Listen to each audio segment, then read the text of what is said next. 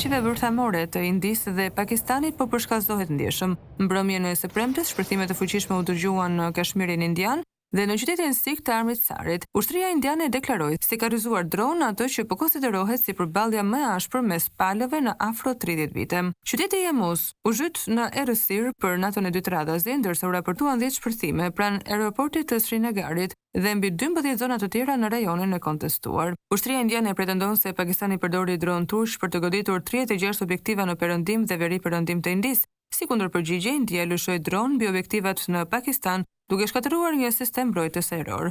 Qeveria e Pakistanit mohon çdo akuzë dhe i cilëson pretendimet e Indisë të pavërteta dhe të manipuluara. Nga ana tjetër, autoritetet në Kashmirin pakistanez raportojnë se 5 civil përfshirë një foshnjë janë vrarë dhe 29 të tjerë janë plagosur nga predha që vinin nga India.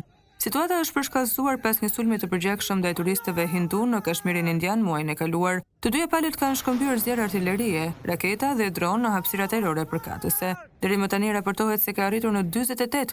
Megjithëse shifrat nuk janë të verifikuara në mënyrë të pavarur. Banorët janë evakuuar nga zonat kufitare, turistët po largohen me panik. Shkollat janë mbyllur dhe turneu prestigjioz i kriketit i IPL në Indi është pezulluar. Gjithashtu autoritetet portuale indiane janë urdhëruar të shtojnë masat e sigurisë për shkak të rrezikut në rritje, ndërkohë bursat indiane kanë humbur mbi 83 miliard dollar në 2 ditë, ndërsa tregjet në Pakistan kanë shënuar rritje për shkak të një pauze të përkohshme të dhunës në territorin e tyre.